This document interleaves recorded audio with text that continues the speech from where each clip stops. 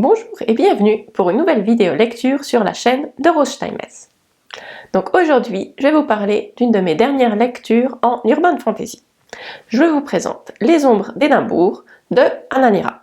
Donc ça c'est le tome 1, donc il y a une suite, et on suit les aventures d'Emily, qui est une jeune femme qui va découvrir que les fantômes, les sorcières existent, et qu'il y a tout un monde paranormal qui existe dans le nôtre.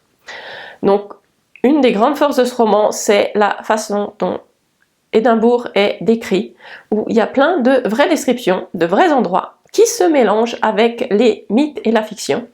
Et on a un peu du mal à savoir qu'est-ce qui est vrai, qu'est-ce qui n'est pas vrai, ce qui fait que ça ancre vraiment le récit, où on a l'impression que on nous donne des vraies informations. Donc la limite entre réalité et fiction est très bien menée, où on a vraiment l'impression que on ne sait pas vraiment. J'aurais aimé connaître mieux Édimbourg justement, savoir qu'est-ce qui était vrai, qu'est-ce qui n'était pas vrai, parce que des fois on a vraiment un doute si c'est une vraie information ou si c'est de la fiction. Donc ça je trouve que c'est génial dans un roman quand on se pose ce genre de questions, est-ce que c'est vrai ou pas.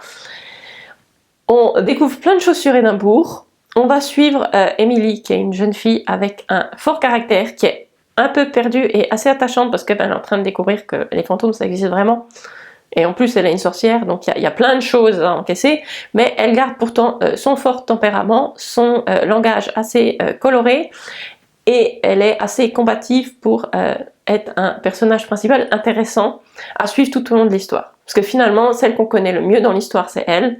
Les autres personnages, on en apprend sur eux, mais ils restent quand même assez mystérieux à la fin de ce premier tome, je trouve.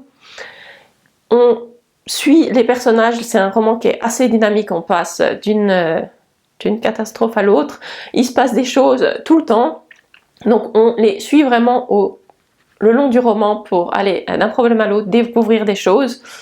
Donc c'est vraiment un roman très dynamique.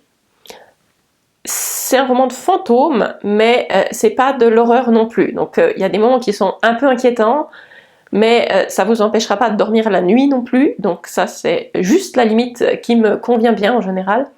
On a un petit peu peur, mais pas trop. Il y a un peu de romance qui se profile à l'horizon, mais c'est vraiment en second plan. Le focus vraiment du livre reste les fantômes, le paranormal et toutes ces légendes qui vivent à Édimbourg. Donc si vous aimez les histoires de fantômes, l'Écosse, je vous conseille Les Ombres d'Édimbourg. Et je vous retrouve bientôt pour une nouvelle vidéo de lecture.